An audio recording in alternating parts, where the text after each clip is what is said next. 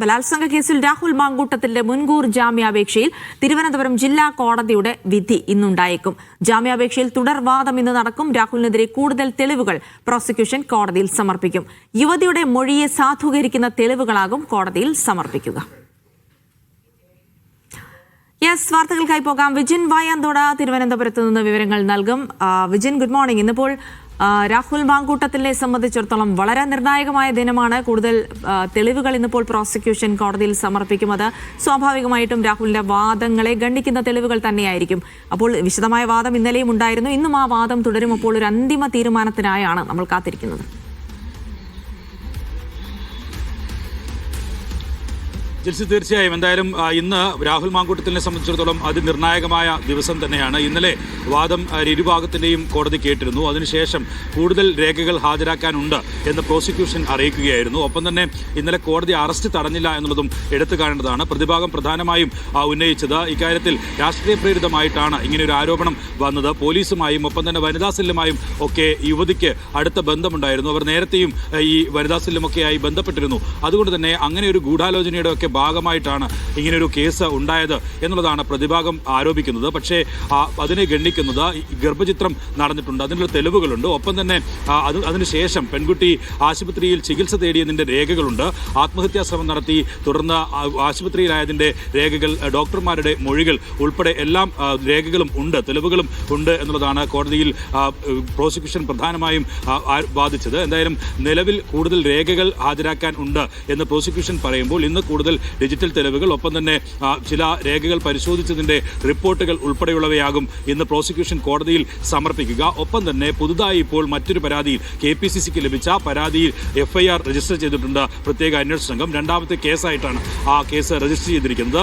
ഇങ്ങനെ ഒരു കേസ് കൂടി ഉണ്ട് എന്ന കാര്യം പ്രോസിക്യൂഷൻ ഇന്ന് കോടതിയെ അറിയിക്കും. നേരത്തെ ഇന്നലെ നൽകിയ റിപ്പോർട്ടിലും പ്രോസിക്യൂഷൻ അത് തന്നെയാണ് സൂചിപ്പിച്ചിരുന്നത്. പ്രതി ഒറ്റ കുറ്റം ചെയ്ത ആളല്ല, സ്ഥിരം കുറ്റവാളിയാണ് എന്നുള്ളതാണ് പ്രോസിക്യൂഷൻ പ്രധാനമായും കോടതിയിൽ നൽകിയിരിക്കുന്ന റിപ്പോർട്ടിൽ പറയുന്നത്. അതുകൊണ്ട് തന്നെ കൂടുതൽ രേഖകളുണ്ട്. പുറത്ത് എത്തിയാൽ നിലവിൽ ഒളിവിൽ കഴിയുന്ന രാഹുൽ മാങ്കൂട്ടത്തിൽ ജാമ്യം അനുവദിക്കപ്പെട്ടാൽ കൂടുതൽ തെളിവുകൾ നശിപ്പിക്കാൻ സാധ്യതയുണ്ട്, സാക്ഷികളെ സ്വാധീനിക്കാനുള്ള സാധ്യതയുണ്ട്.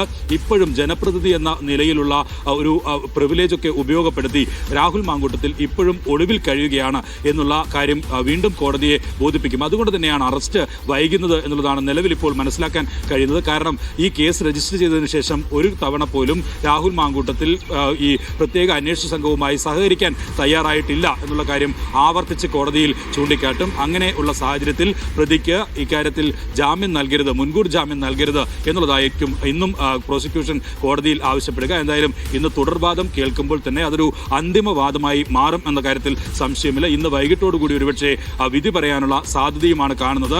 നാളെ ഈ ബെഞ്ച് അവധിയാണ് എന്നുള്ളതാണ് ഇപ്പോൾ മനസ്സിലാക്കാൻ കഴിയുന്നത്. അതുകൊണ്ട് തന്നെ ഈ കേസിൽ ഇന്ന് തന്നെ വിധി ഉണ്ടാകാനുള്ള സാധ്യതയാണ്. അങ്ങനെ ഒരു വിധി അത് രാഹുൽ മാങ്കൂട്ടത്തിനെ സംബന്ധിച്ചിടത്തോളം അതിനിർണായകമാവുകയും ചെയ്യും. ജിൽസി, സ്വാഭാവികമായിട്ടും ശക്തമായ വാദങ്ങളാണ് പ്രോസിക്യൂഷൻ രാഹുലിനെതിരെ കോടതിയിൽ ഉന്നയിക്കുന്നത്. വിജിൻ, അതിനപ്പുറത്തേക്ക് കോൺഗ്രസിനകത്ത് തന്നെ ഉണ്ടാകുന്ന ചില സംഭവ വികാസങ്ങൾ, രാഹുലിനെതിരെ നടപടിയെടുക്കണമെന്നുള്ള ആവശ്യം അത് മുതിർന്ന നേതാക്കൾക്കിടയിൽ പോലും ശക്തമാണ്. സ്വാഭാവികമായിട്ടും ഇന്ന് എന്തായിരിക്കും ജാമ്യാപേക്ഷയിന്മേലുള്ള വിധി എന്നുള്ളതിനെ അനുസരിച്ചായിരിക്കും ഒരു തീരുമാനമുണ്ടാവുക. ജാമ്യാപേക്ഷ തള്ളിയാൽ ഉണ്ടാകുന്ന തീരുമാനവും ജാമ്യം ലഭിച്ചാൽ ഉണ്ടാകുന്ന തീരുമാനവും അത് കോൺഗ്രസിൽ നിന്ന് വരുന്നത് വ്യത്യസ്തമായിരിക്കുമോ?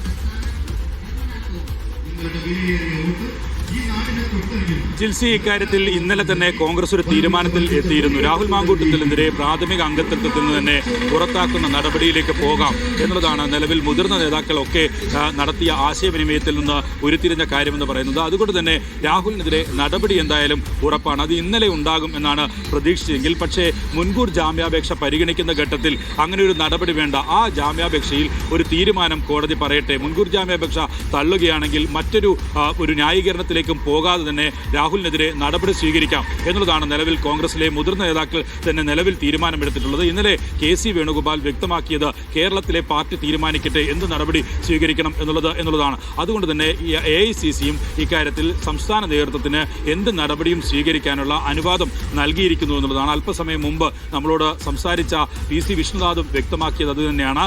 എന്തായാലും നടപടി ഉറപ്പാണ് എന്നുള്ളതാണ് വർക്കിംഗ് പ്രസിഡന്റ് തന്നെ വ്യക്തമാക്കുന്നത്. ഒപ്പം തന്നെ ഇന്നലെ K മുരളീധരൻ ഉൾപ്പെടെയുള്ളവർ കടുത്ത നില നിലപാട് രാഹുലിനെതിരെ സ്വീകരിച്ചിരുന്നു. ബ്രഹ്മാസ്ത്രം പ്രയോഗിക്കാൻ നേരമായി എന്നുള്ളതായിരുന്നു കെ മുരളീധരന്റെ ഭാഗത്തു നിന്നുള്ള പ്രസ്താവന എന്ന് പറയുന്നത്. അതുകൊണ്ട് തന്നെ അവർക്കൊക്കെ നിലവിൽ ഇങ്ങനെ തെരഞ്ഞെടുപ്പിന് 2-3 ദിവസം മാത്രം ബാക്കിയിരിക്കെ രാഹുലിനെ ഇനിയും ചുമക്കരുത് എന്നുള്ള അഭിപ്രായം തന്നെയാണ്. പ്രതിപക്ഷ നേതാവും രമേശ് ചെന്നിത്തലയും നേരത്തെ തന്നെ ഈ നിലപാട് സ്വീകരിക്കുകയും ചെയ്തിട്ടുണ്ട്. എന്തായാലും കൂടുതൽ നേതാക്കൾ ഇത്തരത്തിൽ രാഹുൽ മാങ്കൂട്ടത്തിൽ ഇനി പാർട്ടിയിൽ വെച്ചേക്കേണ്ടതില്ല എന്നുള്ള തീരുമാനത്തിലേക്ക് എത്തി എന്നുള്ളതാണ്. പക്ഷേ തിടുക്കപ്പെട്ട ജാമ്യാപേക്ഷയിൽ ഏതെങ്കിലും തരത്തിൽ മുൻകൂർ ജാമ്യാപേക്ഷ ജാമ്യം നൽകുകയാണെങ്കിൽ അത് രാഹുലിന്റെ ഭാഗത്തുനിന്ന് ന്യായീകരിക്കാൻ കഴിയുന്ന ഒരു തീരുമാനമായി വരും. അതിനെ പാർട്ടിയിലെ ചില നേതാക്കൾ തന്നെ എതിർക്കും. പാർട്ടി എന്തിന് തിടുക്കപ്പെട്ട ഇങ്ങനെ ഒരു നടപടി സ്വീകരിച്ചു എന്നുള്ള നിലയിലുള്ള എതിർപ്പ് വരാനുള്ള സാധ്യതയൊക്കെ മുന്നിൽ കണ്ടാണ് നിലവിൽ ജാമ്യാപേക്ഷ പരിഗണിക്കട്ടെ, അതിൽ വിധി വരട്ടെ, അതിനുശേഷം നടപടി എന്ന തീരുമാനത്തിലേക്ക് എത്തിയിരിക്കുന്നത്. ഇന്നലെ 11:30 കഴിഞ്ഞാണ് KPCC അധ്യക്ഷൻ വാർത്താസമ്മേളനം നടത്തിയത്. അപ്പോൾ വ്യക്തമാക്കിയത് ഉചിതമായ നടപടി ഉണ്ടാകും. അതിന് തിടുക്കപ്പെട്ട നടപടിയല്ല, പക്ഷേ ഉചിതമായ നടപടി തന്നെ ഉണ്ടാകും എന്നുള്ളതാണ്.